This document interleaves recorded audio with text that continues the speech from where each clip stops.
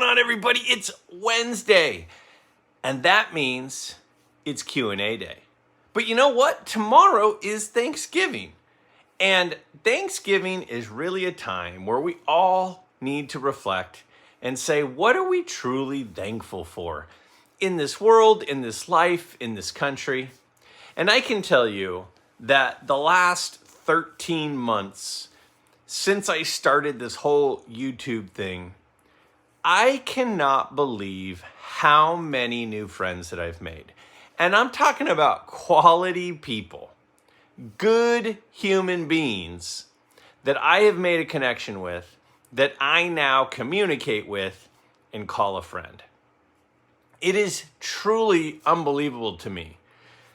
And that is part of the whole point of this. The whole point of, well, not just this YouTube thing, but a big point of why we actually walk this earth is to, make connections with other people, make an impact on other people, and to do good things.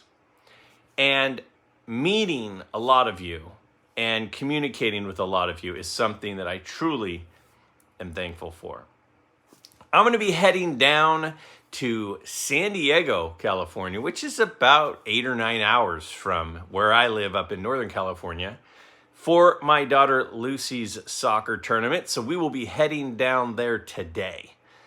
And along that long drive, I'm going to hopefully make a stop at Burbank Sports Cards because we're going to drive right by it. So fingers crossed that I make that happen. We'll see how many objections and complaints I get from the 3 passengers in my car. But if you have a question for an upcoming Q&A video, please, down below in the comments, don't hesitate to ask it. This past week, I did not get many questions. I had, 5 or 6, something like that. And then other weeks I get 20. So please don't hesitate to ask a question if you have it, if you're interested in my opinion on something, or you just want to kind of throw an idea out there and see what people think about it. So let's go ahead and take a look at our first question for this week right now. You are given $10,000 that you must only spend at the National. You see a 1933 Gaudy Babe Ruth in a high grade for $10,000. Do you buy this once-in-a-lifetime chance, or do you spread out the money to buy many others on your bucket list? This is such a good question, and it's a fun question. It's fun to think about having $10,000 that you have to spend at a giant card show like the National. And for some people, this would be a difficult question. This is a little bit of an easy question for me, but part of the reason it's an easy question for me is because of the way that I am wired. See, I am so easily distracted by the new shiny object that catches my eye. I have a really, really hard time saving up for cards that I really would like to have someday. I just don't have the patience to save up and wait and sell stuff and wait to get to a big card. So, I've only spent over $1,000 on a card a couple of times. My Bird Magic Dr. J rookie card was a little over $1,000, and then my Christy Mathewson T206 in a 2 was a little over $1,000. But other than that, I have nothing that's really that close to $1,000. So I kind of will start to build up my bank a little bit, and then boom, something catches my eye and I end up buying it. So the thought of having that much saved up is kind of unimaginable for me. Now, with this card in particular that you're talking about, I think everybody would like to have a Babe Ruth card in their collection. And so the opportunity of having one and having the money saved up to own one would be very, very cool.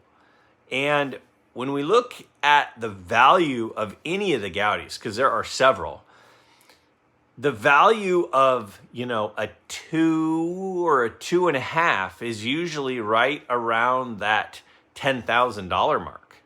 So if I had the opportunity, and the question says high grade. Now, when we're talking about a card that's pre-war, to me, a high grade pre-war card would, even be like a 5 or a 6 would be a high grade, in my opinion. So if I could say get a 5 for $10,000, that's a screaming deal. So I would be very hard pressed to pass that up. So I would go with the Ruth because I'd love to have a Ruth card. I'd probably never be able to save up $10,000 again. And the card would usually sell for a lot more than that. So I'm going Ruth all day long in this situation. But I think the question philosophically is a great question. Do we go for premium cards, just a handful, 10, 20 premium high level cards, high demand cards, or do we get a lot of stuff? And that's a hard question. I think for me, I lean toward the higher end stuff, the more expensive stuff, because the lower end stuff that's more affordable, I'm more likely to be able to save up and buy again someday. And I'm more likely to save up and find one that works for me again someday because it wouldn't be as much effort to save up for it. Versus if I decide at some point to really save up, $4,000, $5,000, $6,000 for a Ty Cobb card, like a T206 Ty Cobb, then, I'm not going to be able to do that very often, just knowing me. Versus, you can get a decent Bob Gibson rookie card for $600, something like that. You could get a decent Frank Robinson rookie card for $400, $500, $600. So that seems way more attainable to me to save up to do that than to be able to save up $10,000 again. So because of the rarity of being able to pull that off and the fact that the value of that card is above $10,000, I'm going that way.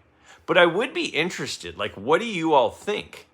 What do you all think? Do you think that would you rather have, a 52 mantle that you might have to spend in a really low grade, you might have to spend like $35,000, $40,000 on?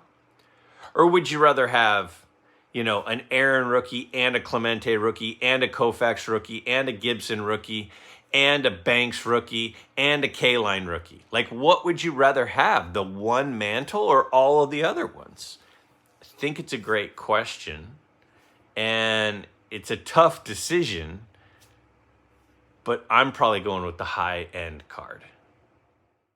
What names or products should I invest in today to store for my kids 20 to 30 years from now? Oh, man. The crystal ball question, right? What is going to go up the most? Now, obviously, none of us know, which makes it a fun question. If we knew for sure that all mantle cards were going to go up the most, then it wouldn't be that interesting of a thing to think about. The thing that we have to think about when we're talking about a card from, in 20 or 30 years is what will be important to society and to collectors in 20 to 30 years. There are a lot of great baseball players and football players and basketball players that we all know about, but which ones will be relevant then? That, I think, is a big part of the question, because if we're trying to predict demand for 20 or 30 years ago, we need to be thinking about what will be a part of our social culture still in 20 to 30 years. The other thing that we have to think about is, a half of value is dependent on supply and demand, right? So if you pick a card that's high in supply, then there's never going to be a huge amount of value in it just because it's held back by the number of options out there. So if I were to predict, and then here's the other part. You have to say, well, what's not already really expensive, right? If you're looking about investing for 20 to 30 years from now, ideally you would be picking something that's a little undervalued right now, right?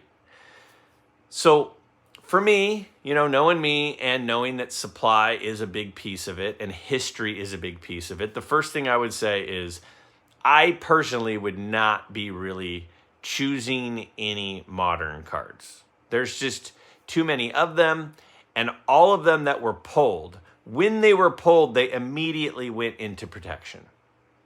So if they immediately went into protection, there are a lot of good ones. And the whole numbered card thing, I have a lot of issues with and speculation about. So just, again, because I'm kind of a conservative investor, I'm probably not looking that route. So then I go, okay, so I'm looking vintage and I'm looking what will still be relevant. Well, I think Babe Ruth will always be relevant. And I think Jackie Robinson will always be relevant. I think, Mickey Mantle and Roberto Clemente and Hank Aaron as well. But the two names to me that are kind of like the most important names in the history of baseball and the two most probably recognizable names would be Jackie Robinson and Babe Ruth. So those would be two I would strongly consider. I also have said for a while that I think long term, I think vintage football has a lot of upside. I think vintage football has a lot of upside because it's so undervalued. Now, I don't think that that's going to happen in the next year or two. I don't think in 2 years, suddenly vintage football is going to explode. I don't think that. But I do think if we're looking at 20 or 30 years from now, I do think that it will be way more popular than it is now because of how popular football is right now in the country. It is king of sports in the United States. Another thing that's out there that, what's going to happen is the worldwide spread of sports card collecting, which could affect it. So there are so many if factors, right? But for me, I think football is undervalued, and I think in 20 years, it's going to continue its growth. I think that all the kids that are collecting right now are mostly collecting football cards. And I think that we all, not all of us, but a lot of us tend to, as we get older, be more interested in history and looking back over time at what the history of the game is all about and who were the important characters and players and figures in the history. So for me, I think Jim Brown rookie cards. I think Johnny Unitas rookie cards. I think Otto Graham rookie cards, and I even think Bart Starr rookie cards. Those are some of the early important quarterbacks and players and are pretty well known as well. I think Jim Brown is sort of the Mickey Mantle of football cards. And so I think Jim Brown rookie cards are a good play for 20 to 30 years from now. If you go to basketball, I think Bill Russell is very important. I think that Wilt Chamberlain is very important. And then again, and Kareem, Lou Alcindor rookie card, Kareem Abdul-Jabbar. I think those are all important. And I think Jordan, just because of where he is in the culture with the clothing lines, with the shoe lines, he's like a brand. I don't think Jordan rookies are vintage, but I think there's going to continue to be demand for Jordan. And if you were to pick one quote unquote modern guy, I think it's Kobe.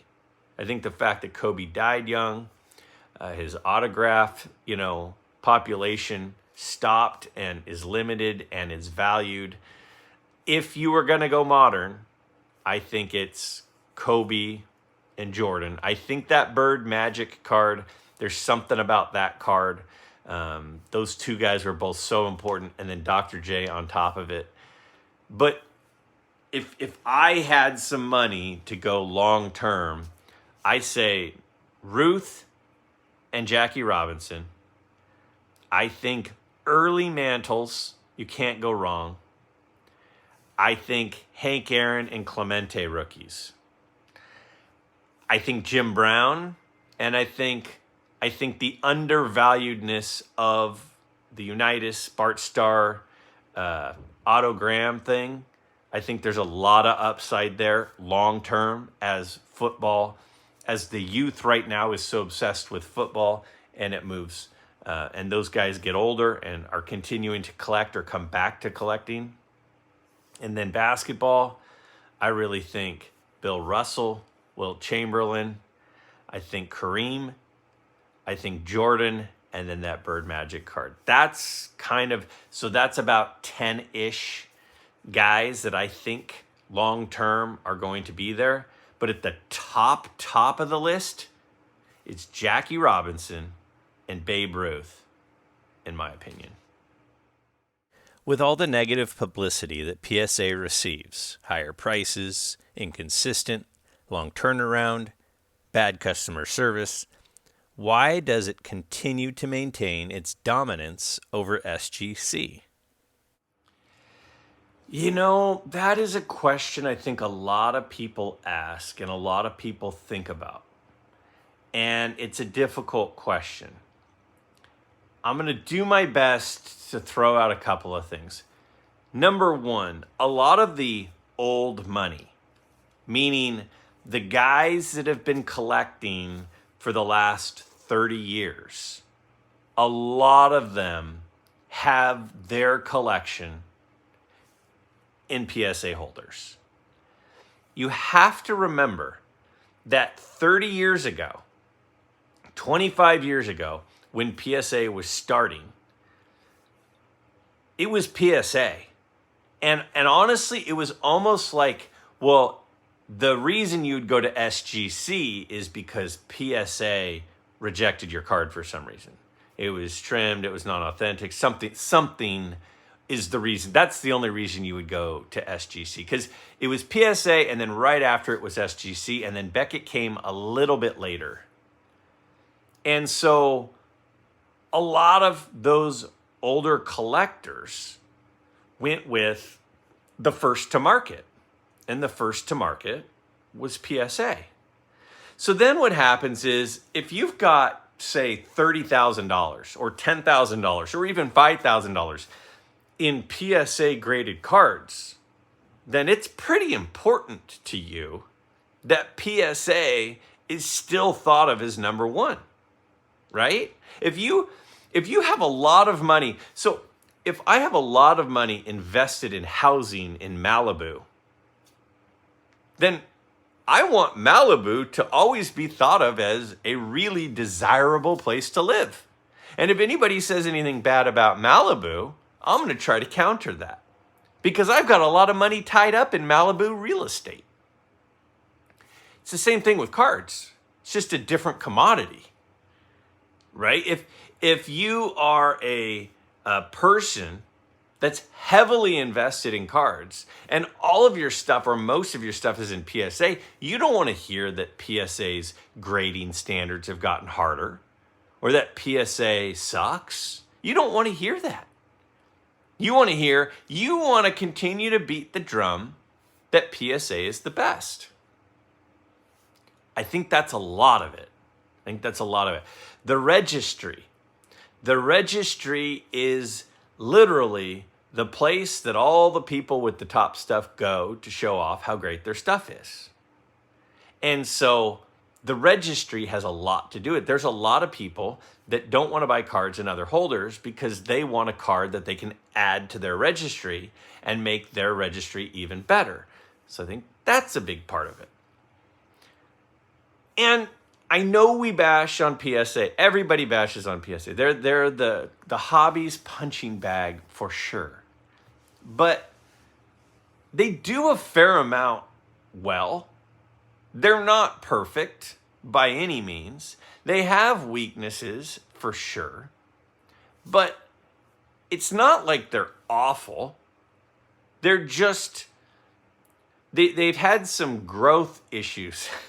They've had some issues where, as the pandemic came and they got overwhelmed, a lot of the quality control and customer service seemed to stop. I mean, it wasn't that long ago that the customer service wasn't that bad. I mean, my dad, who's a longtime collector and collected PSA for a lot of the reasons that we're referring to right now, he had a submission one time and there were some issues with it. And he contacted PSA, and Joe Orlando himself called my dad. Like, he spoke to Joe Orlando, the owner of PSA, the head of PSA, one-on-one. That wasn't that long ago. So the growth has affected some of the customer service stuff for sure. The other piece of it too is, listen, if you collect cards and you're a condition and everything has to look right, and it matters that everything is symmetrical. So when you open your case, you don't want this Frankenstein collection of some BVG and some SGC and some PSA. You want everything to be lined up looking nice. I have some students that when they turn in their stuff, they have their papers and they're not even lined up and they just staple them together. And then I have some students that, get it on the desk, tighten it up so the edge is just perfect and all the corner of it is just perfect, and then they staple it just perfect. There are two types of people. The people who have the super clean room where they know where everything is, and the people who just throw the stuff in their room and they've got to look for it. Well, a lot of us collectors tend to be the kind of neat and tidy, organized types. That's part of why we're drawn to collecting. And so, yeah, if, you've got 200 PSA slabs, it pains you to see a different slab in there that isn't symmetrical with the other ones. I get it. I battled it. I fought moving. See, because again, I was collecting before SGC was where they are in the hobby right now. PSA was the only one. That was the way. That was the only way for a long time. And then SGC is now legit. They're legit. They are absolutely legit. And in a lot of ways, like the question asks, they're better in a lot of ways. But if I've got money tied up in PSA stuff, I don't want to think that they're not the best one anymore. And I don't want my stuff to be unsymmetrical because I'm going to go with this company instead. And that might sound crazy, but I think that's what's going on. If you're new to the hobby, I would recommend somebody go with SGC. Honestly, better customer service, cheaper, quicker turnaround time, and I think they're very consistent and do a great job. I would say go the SGC route. But if you've been in for a while and you've got a lot of PSA stuff, it's really, really hard.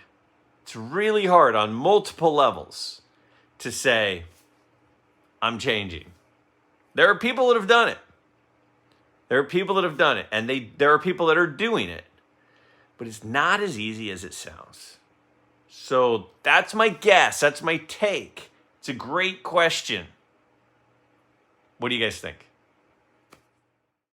I became a serious collector during the height of the junk wax era.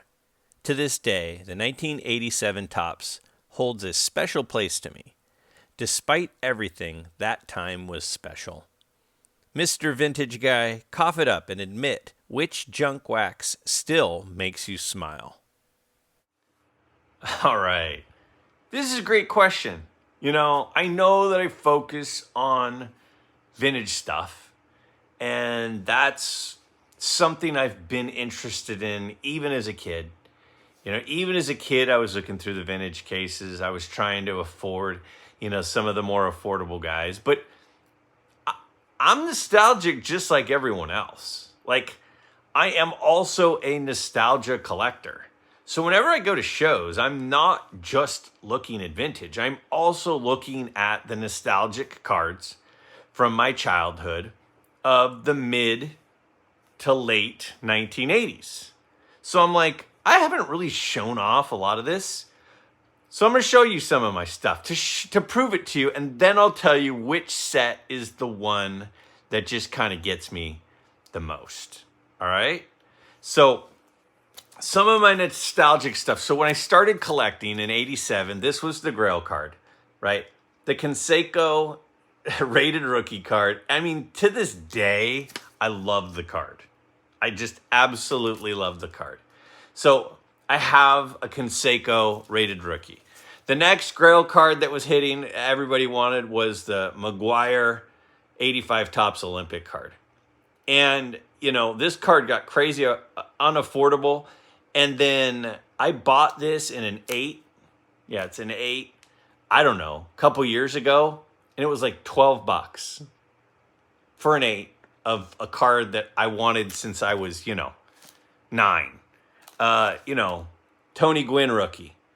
I'm a Roger Clemens rookie. This card is an 8 as well. I bought this at a show the other day for 10. Well, not the other day.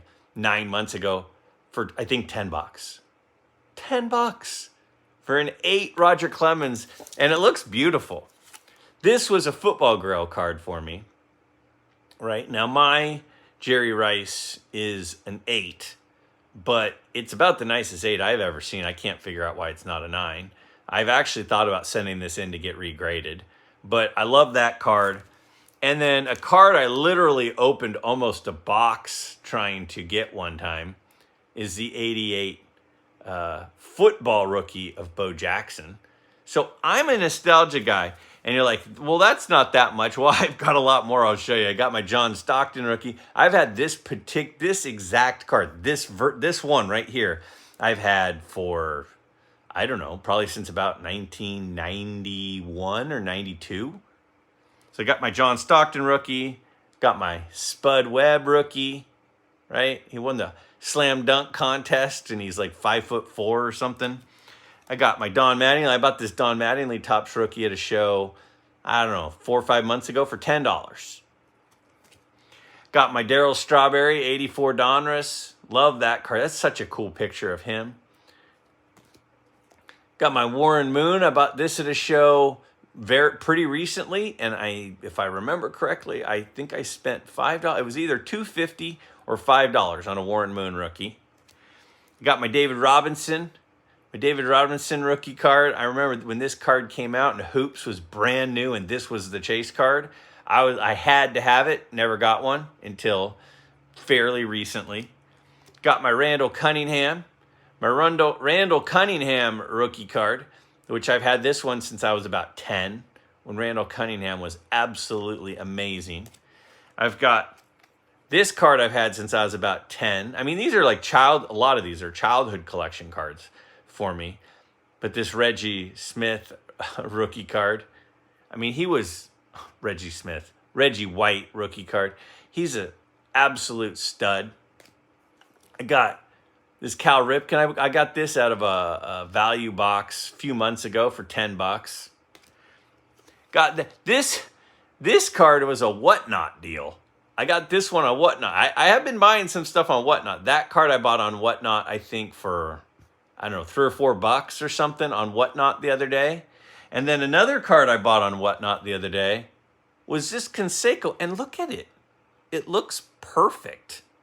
Like really, really nice. And I bought this on Whatnot, and I was bidding on it, and I was like, I don't know, like I'll go up to like $9 or something. So I bid on it, got it for like something like that. And then I was like, I wonder what that goes for. And they were going raw for $20. So I bought that on Whatnot too. So yeah, these are two recent Whatnot pickups. So I'm always looking for nostalgia cards. Now back to the question. The question was, what's the set that really gets me nostalgic and I just kind of holds a special place? Now remember, I started collecting in 87. So 1987 Topps is really the first set I started opening cards. And there were Fleer out there, but they were harder to come by for sure. There were Donruss out there, and those were pretty expensive because the McGuire rated rookie in the 87 Donruss was definitely an expensive card. So those were kind of, the Fleer and the Donruss were kind of premium. The Topps were all that I could really afford. But remember, this is at a time where there weren't really card shops. Like, I started collecting before there was a single card shop that I even knew of. I didn't even know they had card shops when I started collecting. I didn't know they had card shows when I started collecting. I found out they had card shows because in the back of the Beckett magazine, there would be a list of card shows by state and by date. And I was like, card shows? Let's check these out. There's a card show at this Holiday Inn hotel at this address on this date. Let's go and see what this is all about. That's how I found out card shows even existed. So, what's the set that gets me? Well, again, when I started in 87, there were no places to find older cards. Like, you could only get whatever the kid down the street had. And most kids started collecting in 87 and then a lot in 88. 88's when it blew up. 87, you were lucky if you had some 87 stuff. So the 86 stuff was like impossible. Like, oh my gosh, that is so old. If you have an 86 card, that's amazing. Like the Canseco Eric Plunk rookie card, right? On the 86 Fleer. How did you get that? How would you get that? There was no way to get it. So for me, the 86 Donruss, and this is another card from my childhood. I've had this card right here for 30 years. Well, let me think. With 30 years ago, it didn't come out 30 years ago, did it? Let's do some quick math. Oh yeah, it would have been out 30 years ago. So I've had this card.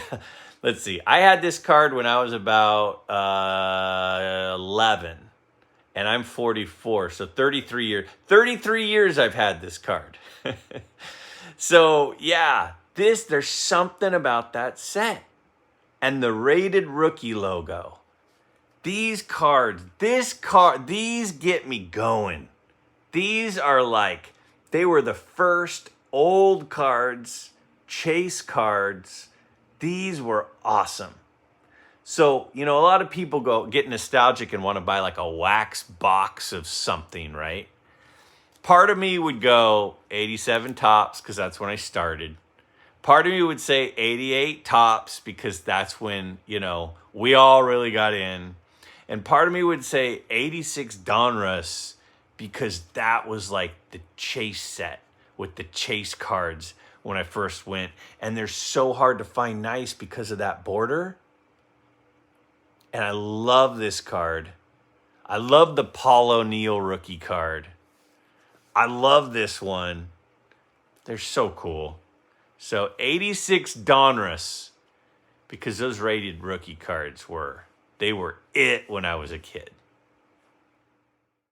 What are your thoughts on traditional paper-based card collecting, plastic cards like Clearly Authentic, metal plate card collecting, and now digital NFT card collecting?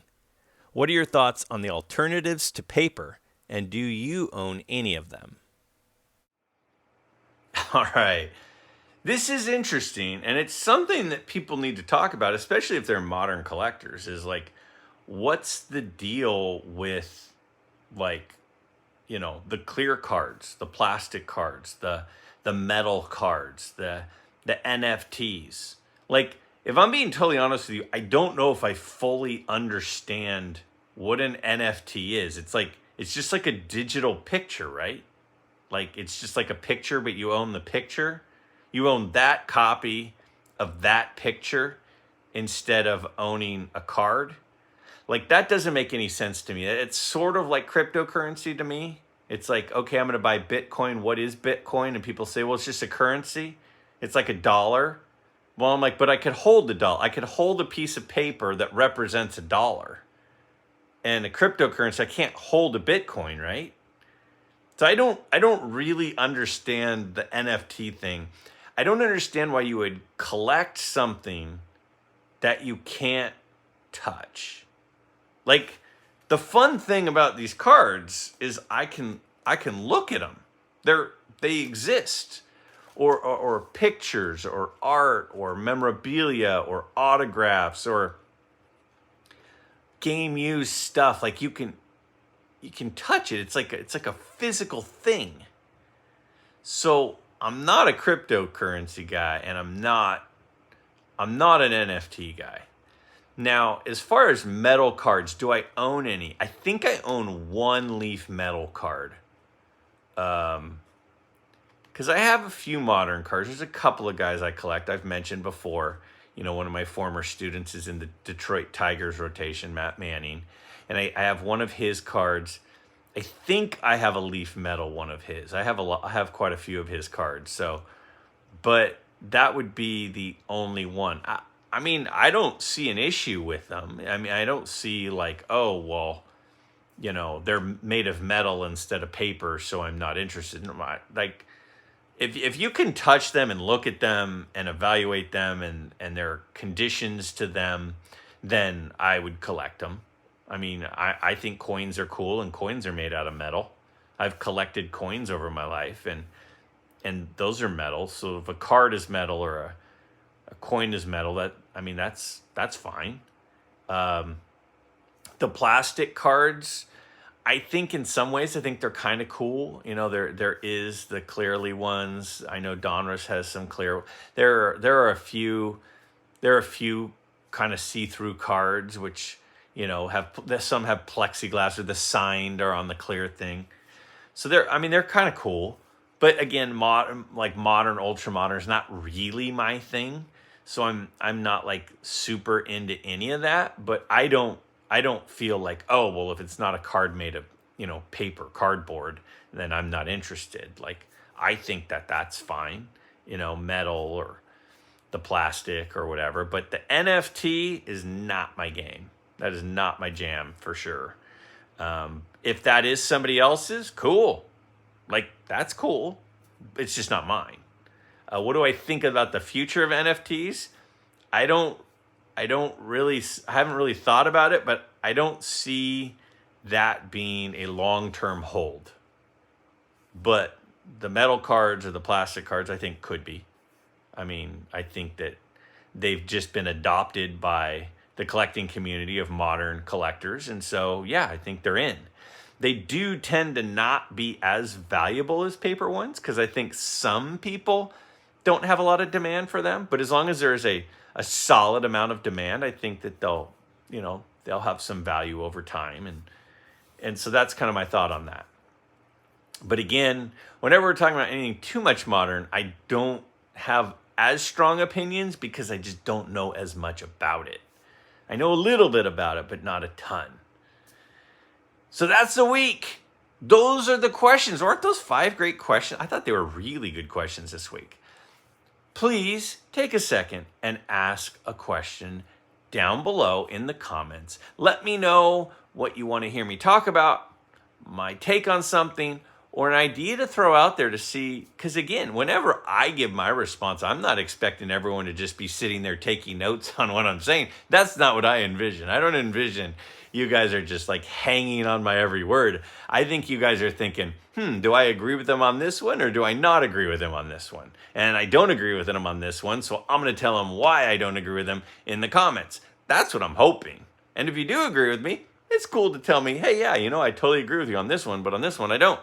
That's cool. But this is supposed to be a two-way street, a discussion, and these are just my opinions. And my opinions do not make anything the law. They don't make it more true than someone else's opinion. They're just one guy's opinion. So let me know your questions for next week. I can't wait to see what you post.